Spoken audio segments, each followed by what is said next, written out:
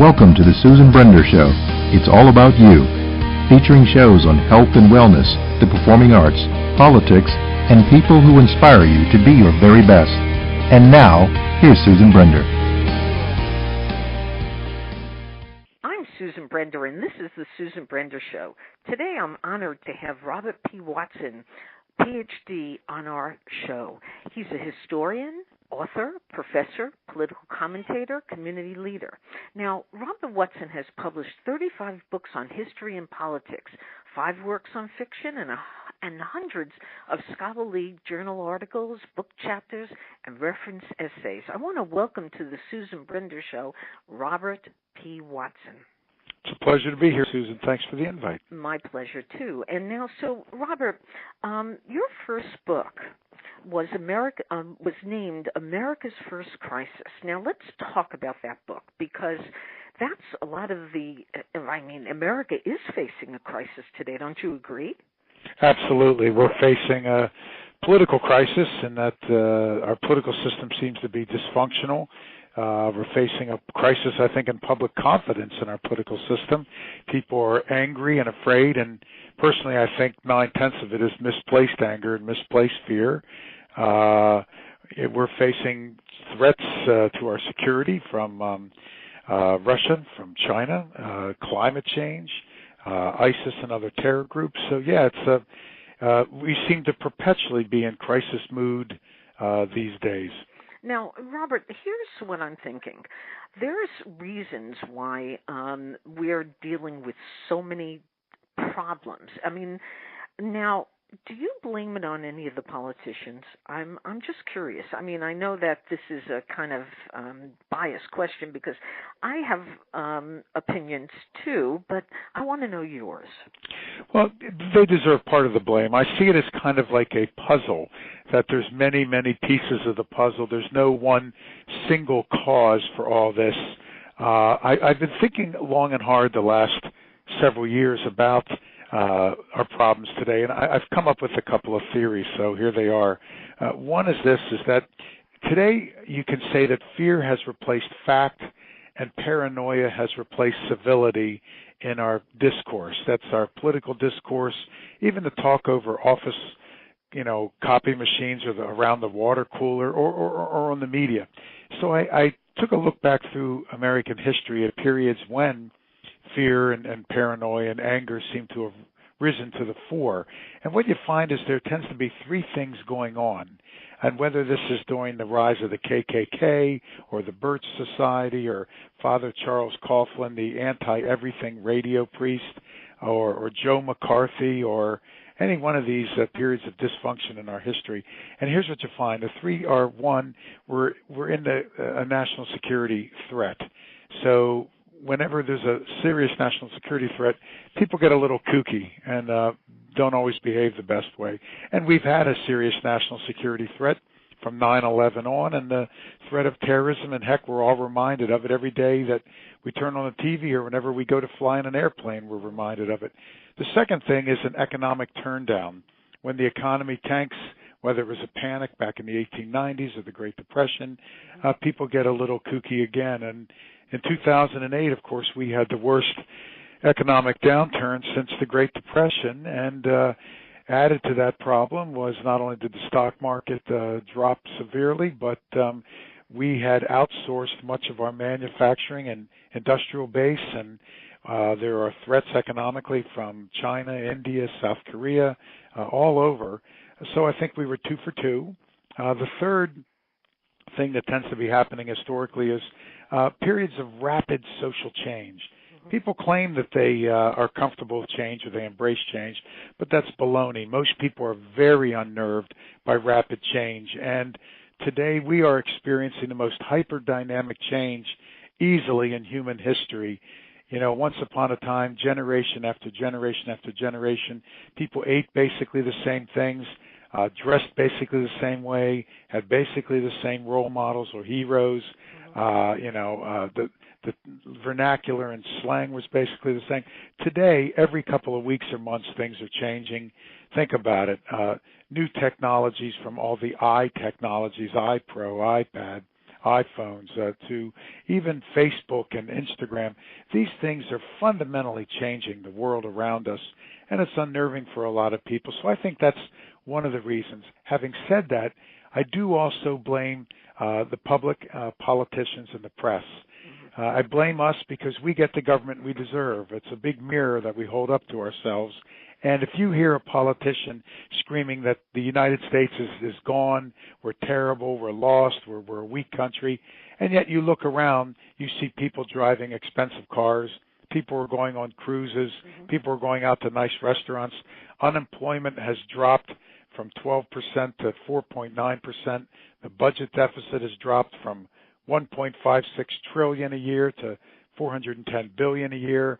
The stock market's been booming. The auto industry was safe.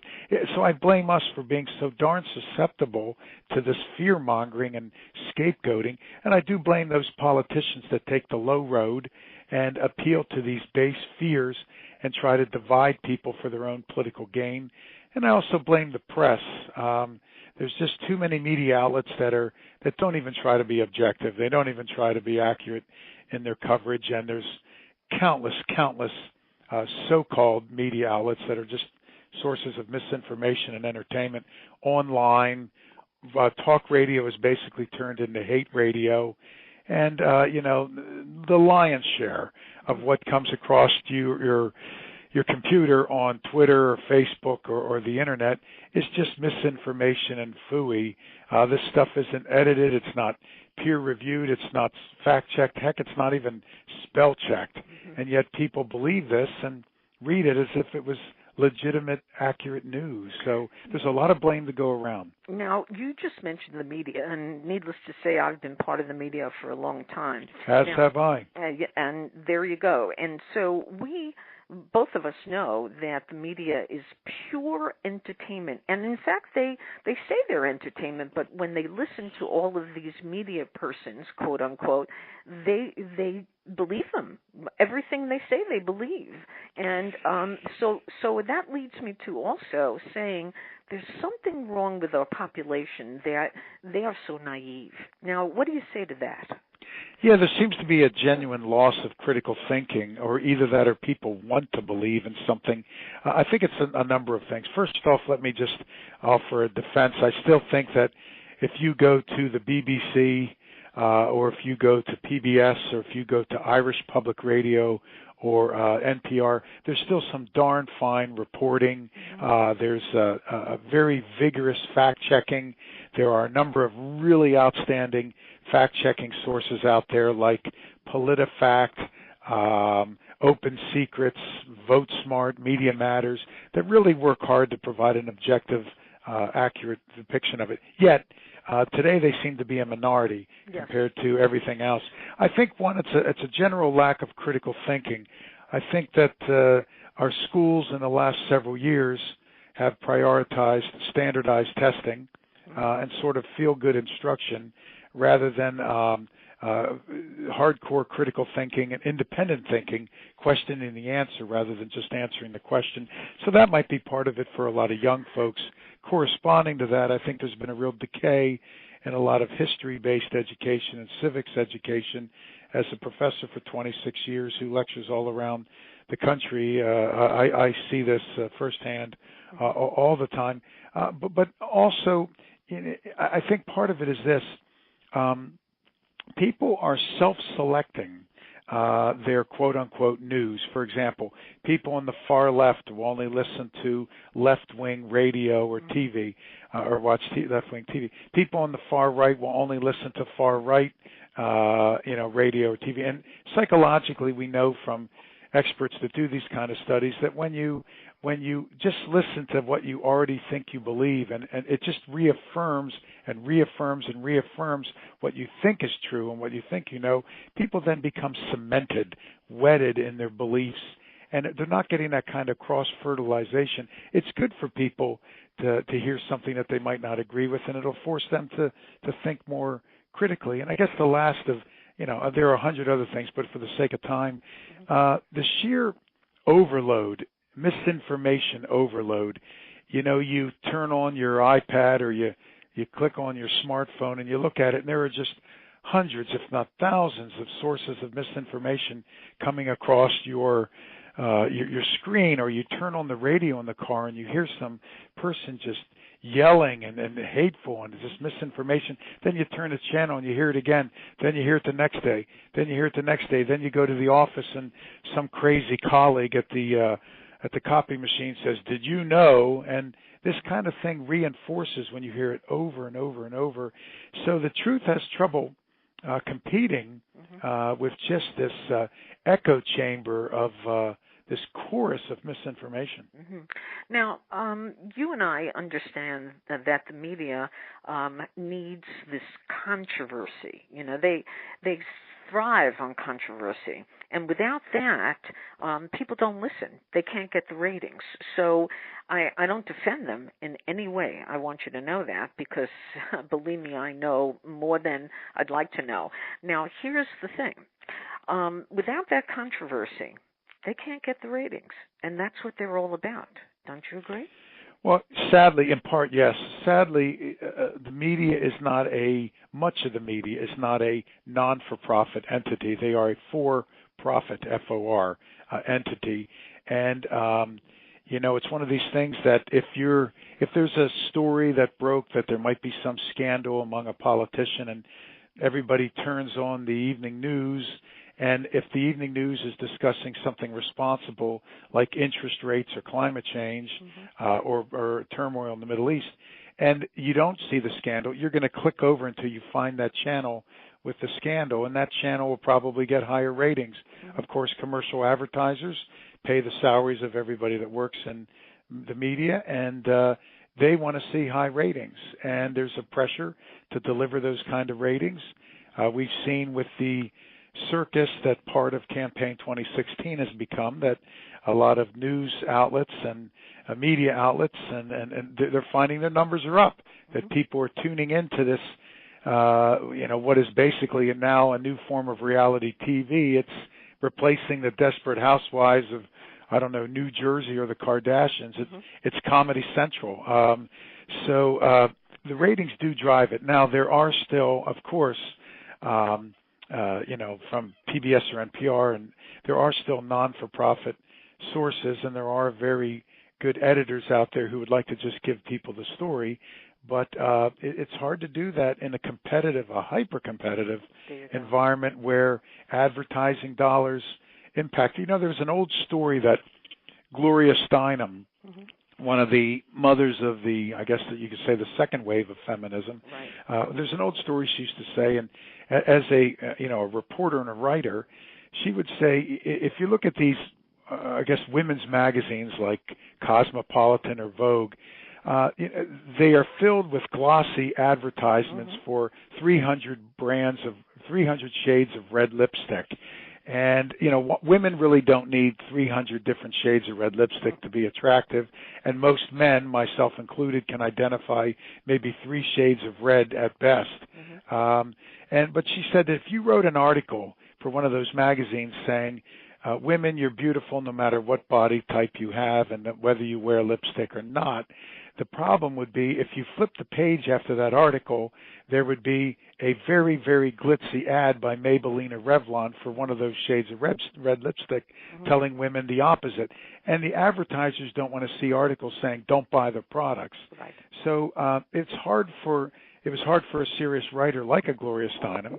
So what you have to do is you have to found your own magazine like Ms. Magazine, or you have to find alternative sources to compete with the corporate advertising dollars, and that's not always possible unless if you're someone as talented and as hardworking as a Gloria Steinem, let's say. Now, here, Robert, is one of the things that I've been thinking about, and that is that, when Janet Reno left her spot with President Clinton, yes, as Attorney General, she said to the world, she said, when she was interviewed, she said, the interviewee said, so what are you going to do next, Janet? And she said, cyber terrorism. Now, when I heard that, I called her and I said to her, why cyber terrorism. And she said because that's the most dangerous thing that we're dealing with. Do you agree? It's one of, absolutely. And Janet Reno, one of our fellow or sister Floridians down here with you and I, yes, she was spot on. Cyber terrorism has become a huge threat. What we've seen is the Obama administration has created a sort of a counter cyber terrorism unit and has put cyber terrorism at the fore of a lot of the work of our intelligence gathering and security agencies in this country. But this has only been the last couple of years that we've done it. And all you need to do is listen to the news and to find out that major Fortune 500 companies from Home Depot to Target have been hacked and hacked again. Cities have been hacked, private credit cards. It's alarming how vulnerable we are. And one of the challenges I know that the Obama administration has been trying to do, and it's an uphill battle, is this country just doesn't seem to have the infrastructure for that.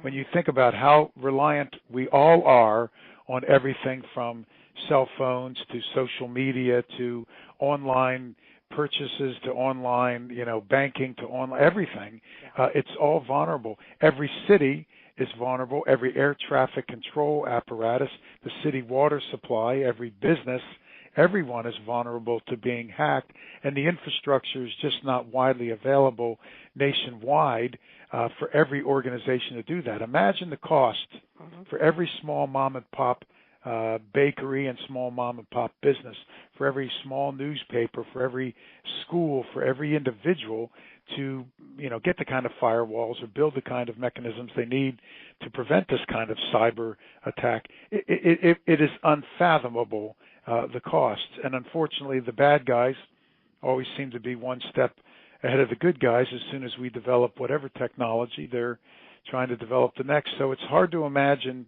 really winning, quote unquote, a war against cyber terrorism and cyber hacking.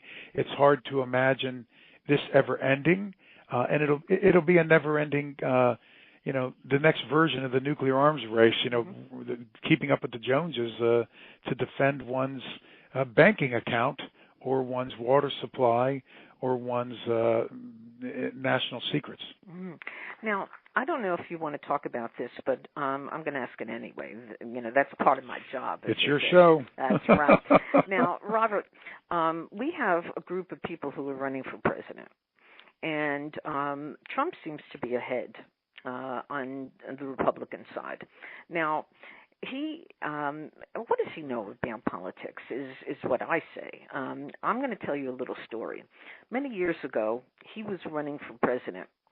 In fact, he ran for president twice before this.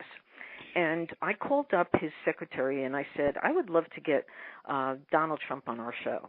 And she laughed. And I said, why is this funny? And her response was that, well, it's just a joke. Now it's not a joke anymore. Now, how do you feel about Trump? Because, Trump is an angry man, and he says he can do this, he can do that, he can lower taxes, he can do everything that's great for the people. Do you believe him?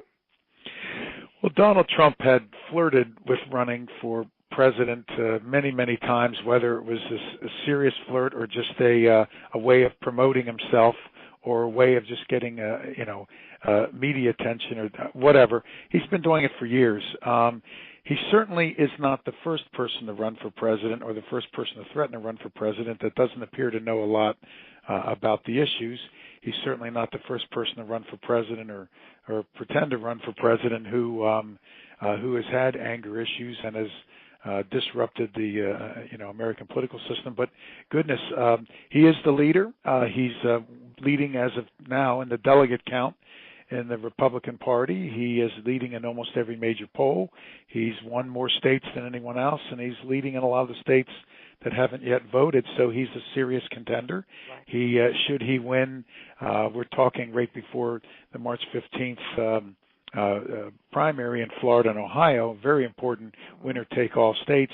Should he win those two states, and the polls are close, he would get a big batch of delegates, and he would seem to be unstoppable for winning the Republican nomination. Yeah, I do think it's unnerving. Donald Trump has said racist, homophobic, sexist, xenophobic, jingoistic, nativistic, bigoted. He said countless offensive and highly inappropriate things, not once, not twice, but just about on a daily basis. This is not behavior befitting the leader of the free world. It's hard to imagine Dwight Eisenhower or George Washington or Abraham Lincoln, or for that matter, just about any president or any elected officials saying such things. Elected office is a public trust. It's a high responsibility, and someone has, as Lincoln said, the moral responsibility to appeal to our better angels, to lift us up.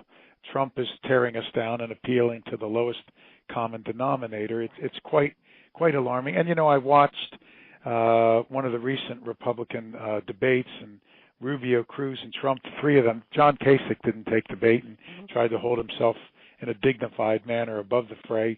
But the other three of them reminded me of bullies in a second grade playground. Just you lie and bullying and accusations and red in the face and finger pointing and empty chest thumping. And quite frankly, it was a very disturbing debate to watch, and to think that this is what we've come to. Now, politics has always been a blood sport. People have always taken the gloves off. There's always been he said, she said kind of a thing. But this is clearly a new low, and the public seems to be eating this up. If you base it on Trump's multiple victories, his high approval in the polls, and the fact that the media is covering this all the time, and ratings are up. The public can't seem to get enough of this. That's what I think. Yeah, it's very, very disturbing. You got to think that Teddy Roosevelt and Thomas Jefferson are rolling over in their graves right about now. Absolutely. But, Now, let me stop you here. Now, let's go to the reverse. Let's talk about the Democratic race for the moment. We have Bernie Sanders, and, of course, we have Hillary Clinton. Now, Bernie Sanders, he's a communist. I mean, there's no doubt. I mean, he says, I'm a communist. And Hillary Clinton has done so many things wrong. She's been hiding all of information that was on her computer. She did so many things when she and many people, by the way, blame her for the situation in the Middle East.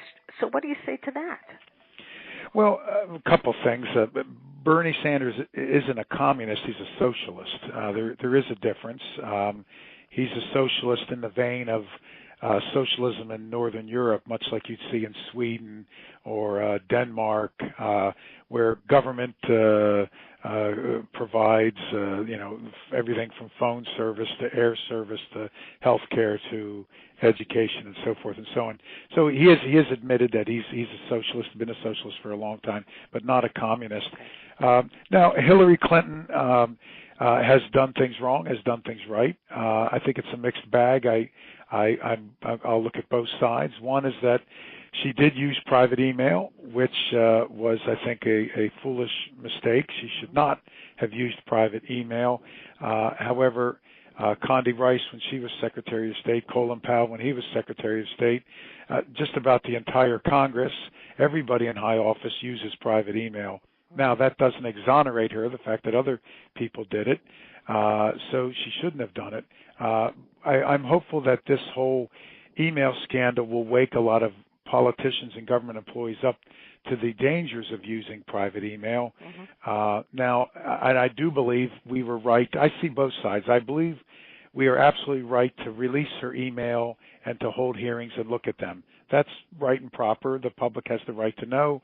We've got to find out if secrets have been violated. However, I will say it seems kind of odd that we've released an unprecedented amount of her email, and yet no one else in public life, and everyone else does this, everyone else does it, no one else has had their email released.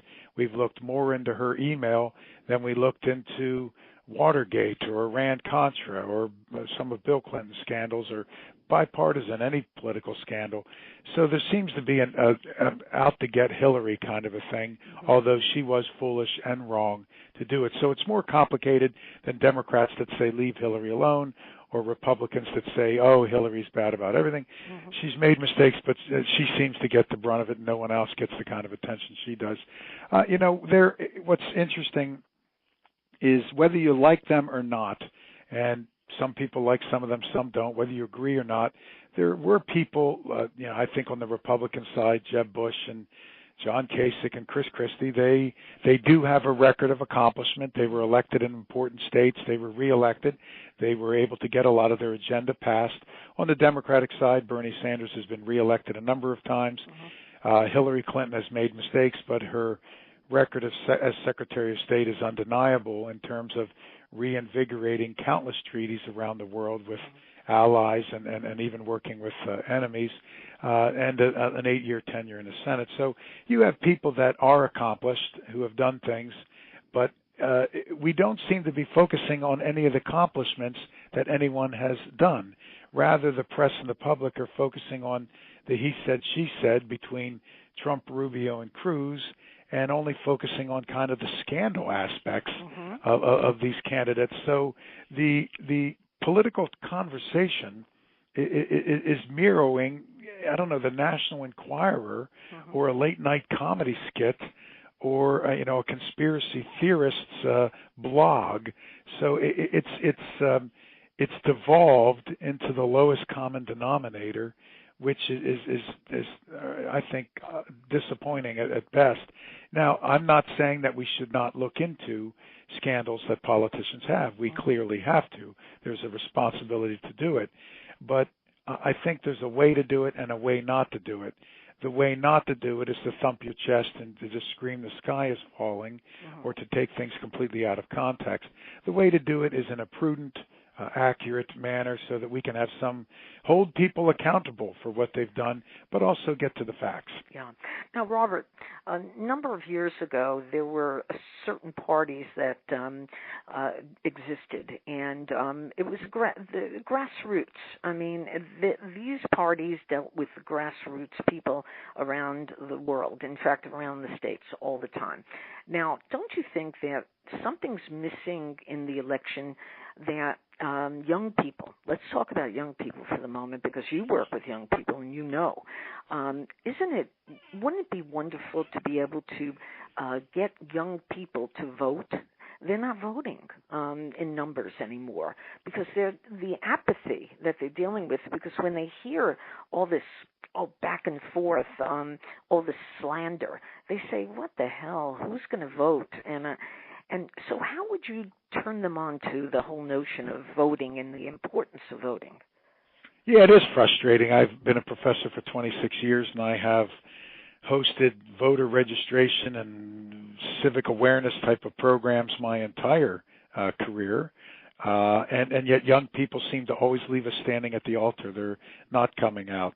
I guess the good news is some young people are excited by Bernie Sanders and are starting to come out. I still don't think, however, that in the end analysis in November, we're going to see a large uptick or outpouring of young people voting. They just simply don't do it. Part of the reason is there's a large, I think, decline in that grassroots kind of organizing. Once upon a time, everybody was a member of a Rotary, a Kiwanis, a neighborhood club. People went to their church or synagogue or whatever. There was kind of a way that people organized in the grassroots, and political conversations and civic responsibility, and I need to help the old lady next door across the street, or I'm going to let my neighbor borrow a cup of sugar, or I don't know, or shovel the old fellow's driveway when it snows. We seem to have lost all this. The well-known book of a couple of years ago was titled Bowling Alone, which seems to have captured the fact that we've lost this civic, neighborly fabric in our society. And today people have their head down and they're using their thumbs to just stare at a computer screen and text. Joining and membership in organizations is down. I don't know anyone, under the age of 60 that gets active in all these Rotaries, Hadasses, all these social organizations. It's alarming. Young people just don't join. Right. So it's frustrating. So I think it points to a larger decay in the civic fabric of our society. People are transient. They move. Therefore, they don't know their neighbors. I'm guilty of that. As people, and I always wave to my neighbors, but I don't even know the names of a lot of my neighbors. Third, I should say, people are so darn busy. You know, we're coming home late. We don't have the nuclear family with the mom staying at home and the dad coming home at 5 o'clock. And people are working long hours, odd hours. They're busy. Who has time to do this? So the media is not reinforcing this notion of the responsibility people have to get involved in their communities. So we've seen this decay, I think, across the board. Young people, by definition of being young, they're not homeowners. They're a lot of probably not paying taxes. They may not have kids. So, of course, they would be the worst of the offenders in terms of not getting involved. I do believe that in 5 to 10 years, a lot of these 19 and 21-year-olds, when they have kids, when the pothole in their street is not filled in, when they're paying taxes, when they're disappointed with the police chief or whatever, then I do think they're going to get a little bit more involved. But it is overall, the trend is disturbing. Yeah. There's a downward trend, and we've got to do something about it. And I think we're all in this. I think parents have the responsibility to be better role models for the kids. The media, celebrities, politicians, folks like yourself, by bringing this up, you're doing your fair share. As a professor, I'm constantly taking my students out into the community. I'm constantly bringing reporters and leaders to the class for them to meet them. I'm constantly introducing them to World War II veterans or Holocaust survivors. I'm always hosting voter. We just had a voter registration drive a few days back. So we've got to do more of that. Well, we're getting to the end of the show, and I always like to give my guest the last word. So, Robert Watson, what would you say to the audience that really is a very important thing? Well, I'm an historian, and I write books on history, and, the old George Santayana notion that we've got to learn these lessons of history, otherwise we're going to repeat the mistakes of history. And when you look at a lot of our national security decision-making and a lot of what politicians are saying, I'm struck by the fact that we just never seem to learn the lessons of history. And we have this belief that everything from history that it can be known is already known, that we know everything. I always say that there's far more we don't know about the past than we do know about the past. But it benefits us to learn these lessons so we don't make the mistakes. The past is prelude to the future. So, do your homework, read up, get civic-minded, get involved. And I think part of the solution lies in our understanding of where we've been. Well, I want to thank Robert P. Watson, Ph.D., for being on my show. He's a historian, an author, professor, political commentator, and community leader, and he's got a lot to say. So I hope you'll come back, Robert, because you have so much more that I could ask you about, and I think you're an inspiration to a lot of your students and to people in general. So thank you again. Thank you, and thanks for what you do. Thank you for listening to The Susan Brender Show. To be a guest, email sebrender@yahoo.com.